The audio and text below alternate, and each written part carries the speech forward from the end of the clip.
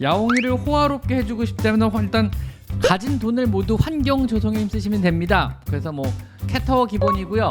수직 공간을 층층이 막 만들어주시면 아주 좋아요. 그래가지고 이제 고양이가 벽을 타고 돌아다니고 지붕 위로 돌아다닐 수 있게, 고양이 이제 캣워크라 그러죠. 캣워크로 검색하시면 여러 가지가 나오거든요. 그래서 캣로드, 캣워크 이걸로 검색하셔가지고 집안을 캣워크를 막 꾸며놓으시면 고양이들이 진짜 호화롭게 잘 살아요. 고양이는 땅바닥을 안 닿아도 살 수가 있으면 아주 좋거든요. 보통 합사 성공률이요 50% 잡는다 그러더라고요. 실험 결과상. 이게 뭐 합사를 천천히 조심해서 여러 가지 과정들을 잘 맞춰가지고 살살살 진행했던 과정하에, 물론 한 살 미만의 어린아이들 합사가 아니고 성묘끼리 합사 기준입니다. 그래서 성묘끼리 합사 기준으로 합사를 잘 진행했을 경우 합사 성공률은 50% 정도라 그래요. 의외로 되게 낮죠, 생각보다. 그래서 이게 첫인상이 많이 결정한다 그러더라고요. 그럼 나머지는 뭐 그거보다 높지 않겠냐 싶지만 실제로 성공한 것처럼 보여도요, 그냥 대면대면하게 지내는 거지 가족관계를 형성하고 지내는 건 아니래요. 그냥 보기 싫은 룸메이트랑 한 공간에서 그냥 사는 것 뿐인 거죠. 나머지 애들은요. 성공한 50%를 제외한 나머지는요. 천민정님, 저희 고양이가 컨디션이나 모든 건 다 똑같은데 설사를 해요. 자주는 아니고 원래 배변을 횟수만큼요. 배변하는 횟수만큼 설사하는 건 모든 배변을 설사한다는 얘기죠. 병원 가보면 원인을 모르겠대요. 사료를 바꿔야겠죠. 사료가 안 맞을 가능성이 높을 것 같은데, 요거는요 이것저것 찾아봐도 원인이 없다 그러면 결국 음식 문제일 가능성이 높아요. 설사를 한다는 얘기는요, 세균성 설사, 세균 감염이죠. 장염 같은 거요. 그다음 바이러스성 설사, 역시 바이러스성 장염이죠. 그 다음에 식이성 설사, 이렇게 나눠지거든요. 뭐 기능성 설사도 있고 이물성 설사도 있지만 그거는 흔치 않은 경우니까요. 그럼 이것저것 해서 아니라 그러면 결국 식이성 설사로 봐야죠. 음식물이 원인이 된 설사. 그럼 어떻게 하겠어요? 당연히 음식물을 소화가 잘 되고 설사가 안 일어나는 이런 걸로 바꿔주는 게 좋을 것 같습니다. 이거는요. 늘 똑같은 사료라 그래서 문제를 안 일으키는 건 아니에요. 알러지는 언제라도 생길 수 있거든요. 당연히 사료를 바꿔보는 게 1순위입니다. 이런 경우는요. 똑같은 사료 계속 먹였는데요는 아무런 의미가 없는 말이세요. 그건 변명도 안 되는 말이거든요. 그래서 그리고 여름이라 습식 상할까 걱정했는데 얼음에 습자를 발라서 주고 있는데 직장인이라 낮에는 집을 비우고 있어서 더워지면 상할 것 같아. 불안해요. 보통은 얼음 덩어리에다 캔을 박아서 주라는 표현도 많이 해요. 그래서 주변을 좀 차갑게 해주시라는 표현을 많이 하거든요. 근데 그 전에 먹지 않을까요, 보통은요? 그래서 큰 문제는 없을 겁니다. 그렇게 금방 상하진 않거든요. 사료 다른 제품 4가지 줘도 되나요? 자, 여러분, 고양이들한테 혹시 사료 선택권을 주고 싶은 분들이 간혹 있어요. 사료를 바꾸고 싶거나 어떤 사료를 잘 먹는지, 어떤 사료를 좋아하는지, 아니면 사료를 중간에 바꾸는 과정이라 그러면 보통 고양이는요 무조건 뷔페식을 차려줘야 됩니다. 강아지처럼 사료를 섞으시면 절대로 안 돼요. 고양이들한테는요. 고양이 그보다 훨씬 더 예민하고 까다롭거든요. 고양이는 2개를 동시에 놔주라 그래요. 이 A 사료와 B 사료를요. 그 다음에 C 사료까지 비교하시면 C 사료까지 동시에 놔주세요.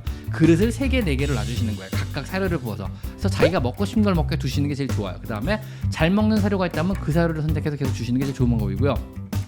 화장실 역시 마찬가지예요. 고양이 보통 리터 카페테리아라 그런 방법이거든요. 그래서 고양이 화장실을 바꿔주는 방법은요, 모래를 바꿔주는 방법은요, 천천히 섞어서 바꿔주는 게 아니고요, 리터 카페테리아를 차리셔야 돼요. 똑같은 화장실을 여러 개 깔아놓고 서로 다른 모래들을 쭉 거기다 놓는 거예요. 그래서 어느 화장실을 내가 좋아하고 어느 화장실에 주로 들어가서 볼일을 보는지 보시고 그 모래를 선택해서 그 모래를 꾸준하게 깔아주시면 됩니다. 보통 리터 카페테리아를 하실 때는요, 비싼 화장실 똑같은 걸 여러 개 사기가 힘드시잖아요. 그래서 제일 많이 쓰는 게 이케아의 삼라라고 있어요. 삼라. 이케아의 멀티박스거든요. 근데 삼라 멀티박스가 전 세계에서 제일 유명해요. 그래서 어느 나라, 어느 대학의 어느 고양이 행동학을 수업을 들어도 정말 유명해요. 이케아 삼라는요. 그래서 어느 나라에서도 다 이케아 삼라를 쓰라 그래요. 그게 뭐냐면 고양이가 가장 좋아하는 사이즈가 거기 들어있거든요. 그래가지고 요 상자 화장실로 쓰는 게 최고 좋긴 좋은데 단점이 하나 있어요. 이거는 그냥 여러분한테 임시로 쓰라고 드리는 거고요. 고양이는 이 넓이와 이 사이즈를 정말 좋아해요. 들어가고 나오기가 편하고요. 그 다음에 충분하게 고양이 몸 길의 1.5배가 되기 때문에 몸도 충분하게 돌려서 나올 수 있고요. 높이도 적당하고 다 좋은데 이게 양옆과 뒤가 너무 낮기 때문에 온 집안이 사실은 사막화가 되기 쉬워요. 고양이한테 좋은 거지 우리한테 좋은 건 절대 아닙니다. 화장실 앞에서 우는 이유가 있을까요? 화장실에서 대소변을 잘 보는데요. 화장실이 사람 화장실 앞을 말하는 건가요? 고양이 화장실 앞을 말하는 건가요? 고양이 화장실 앞에서 들어갈까 말까 망설이면서 안 들어가고 우는 경우, 이런 경우는 되게 화장실이 마음에 안 들어서 그래요. 화장실을 싫어하는 거죠. 뭐 너무 좁대거나 모래를 밟기 싫다거나 모래가 너무 거칠거나 입자가 커서, 아니면 모래가 마음에 안 들거나 안에 냄새가 마음에 안 들거나 아니면 재질이 마음에 안 들거나 화장실이 오래돼서 플라스틱 냄새가 너무 심하다거나 이런 것 때문에 고양이가 화장실에 안 들어가고 그 앞에서 우는 경우 경우도 많이 있어요. 아니면은 주인이 쳐다보기 시작해야 안심하고 들어가는 애도 있어요. 주인의 의존도가 너무 높은 애들은 화장실에 들어가면 무섭기 때문에 주인아 네가 내 뒤를 좀 봐줘. 지금부터 내가 볼일을 볼 건데 네가 든든하게 내 뒤를 좀 지켜줘야 돼. 알았자고 울어가지고 주인의 관심을 유도한 뒤 주인이 쳐다보기 시작하면은 후다닥 들어가서 대소변을 보고 나오는 애들도 있습니다. 여러분의 고양이가 화장실을 여러분이 만들어준 화장실을 마음에 든다고 생각을 하시나요? 의외로 마음에 안 드는데 억지로 쓰는 고양이들도 되게 많이 있어요. 그래서 그냥 써주는 거죠. 싫지만 억지로 써주는 거죠. 모래가 마음에 안 들었을 수 있고, 화장실 크기가 마음에 안 들었을 수 있고, 화장실 위치가 마음에 안 들었을 수 있고, 아니면은 화장실의 재질이 마음에 안 들었을 수 있고, 아니면 화장실에서 냄새 때문에 싫을 수도 있고, 뭐 이런 거 여러 가지 원인으로 화장실을 싫지만 억지로 쓰는 경우도 있거든요. 우리 고양이 화장실 잘 쓰는데 사실은 진짜로 화장실이 마지막 단계까지 싫어지면 애들이 똥오줌을 딴 데 싸기 시작해요. 그래가지고 뭐 거실에서 싼다든가 거실 한복판에 싸는 경우도 있고, 카페트에 싸는 경우도 있고, 소파에 싸는 경우도 있고, 침대나 이불에 싸는 경우도 있거든요.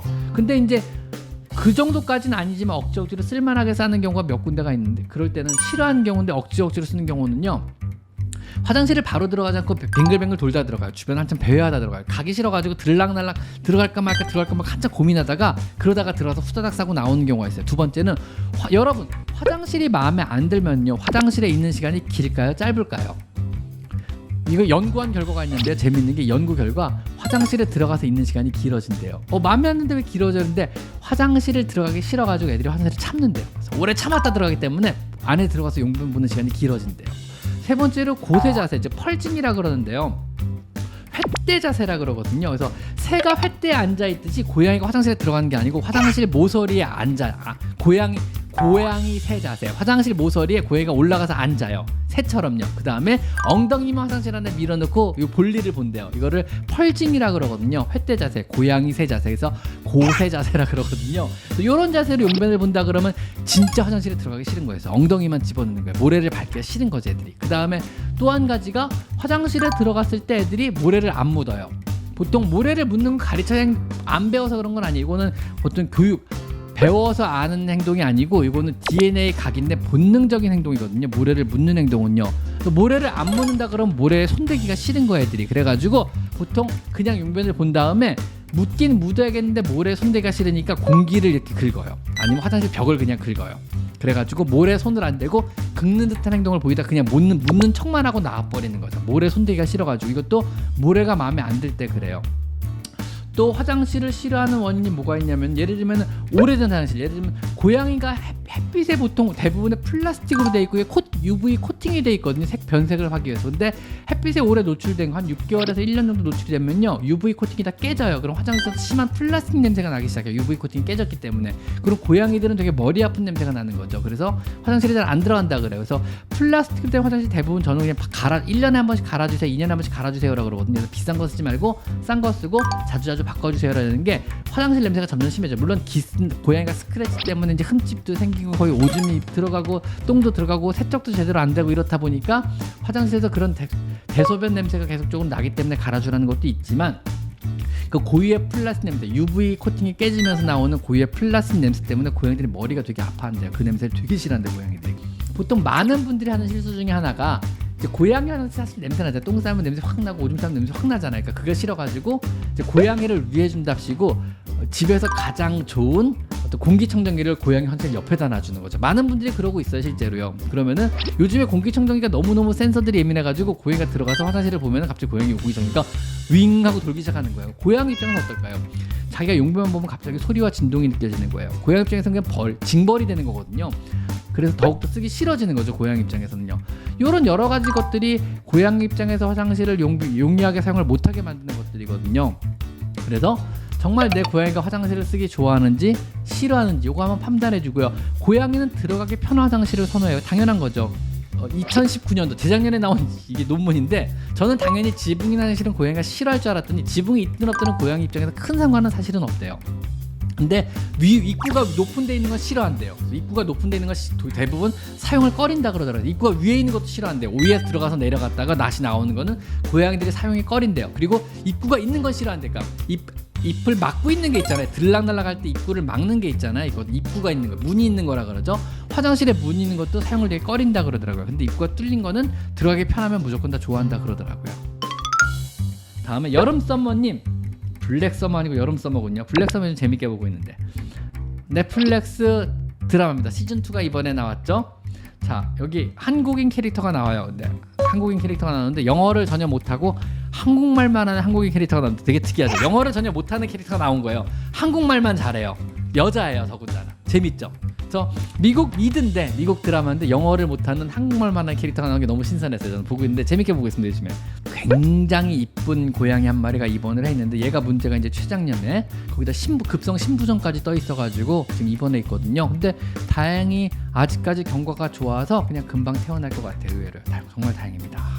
이쁜 애라 스핑크스거든요. 거기다가 애가 되게 착해요. 스핑크스인데, 근데 스핑크스들은 치료할 때 정말 무서운 게 온몸에 혈관들이 다 보이잖아요. 그러니까 이제 IV를 잡을 때, 혈관을 잡을 때도 이게 혈관이 잘 보여서 좋을 것 같지만 그렇잖아요. 혈관이 탁 터지는 느낌과 그 터질 때 그 순간에 주변으로 피가 쓱 배어난 게 다 보여요.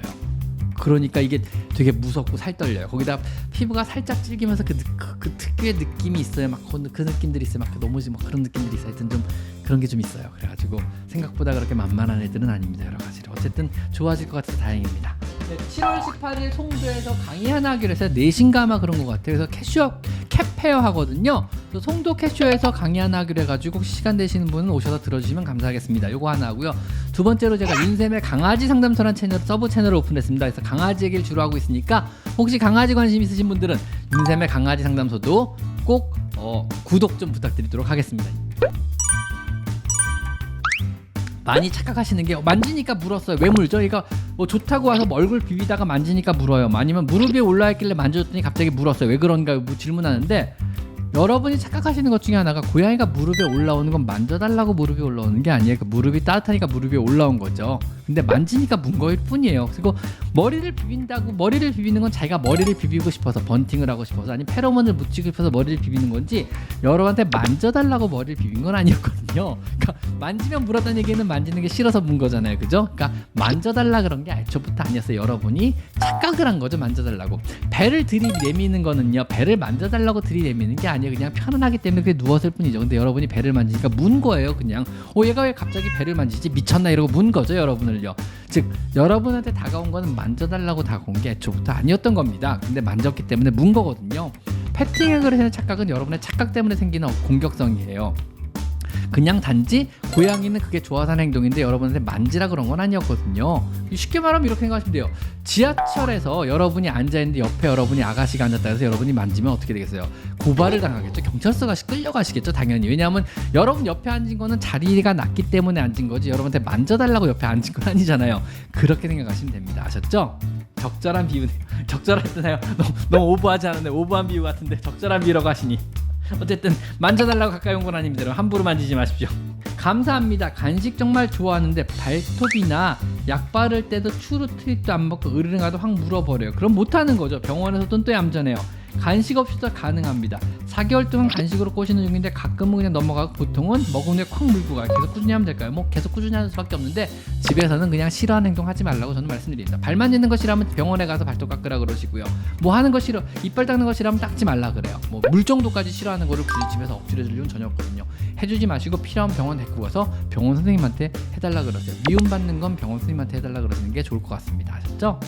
여름 보양식 사료입니다. 전 보양식 별로 안 좋아합니다. 사료가 더 좋습니다. 전 개인적으로 저는 보양식을 안 좋아합니다. 저도 안 먹을 뿐더러 고양이 보양식, 여름 보양식, 뭐 가끔 가다가 사람들이 뭐 강아지들 여름 보양식, 뭐 닭 한 마리 구워졌습니다 이런 거 되게 싫어해요.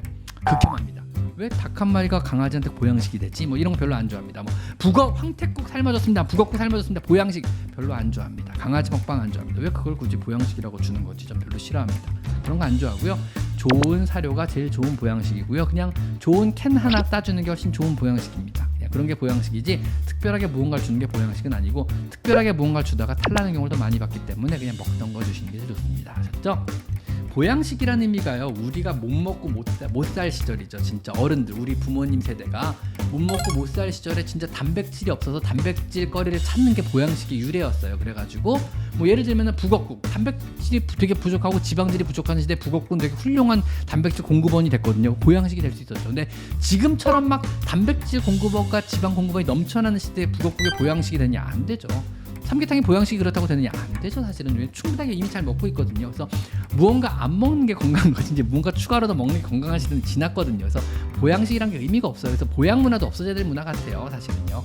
아가가 손톱 깎을 때 너무 발버둥 치는데 좋은 꿀팁 없을까요? 글쎄요. 천천히 조심해서 잘 발 만지면서 계속 간식 주고 맛있는 거 주고 발 만지고 일단 발을 만지는 연습을 먼저 해줘야 돼요. 그래서 발을 만져도 얘가 나한테 해롭지가 않구나. 발을 만져도 맛있는 걸 먹을 수가 있구나. 발을 만지면 맛있는 간식이 생기는구나. 뭐 이런 걸 먼저 시키는 게 좋지 않을까요?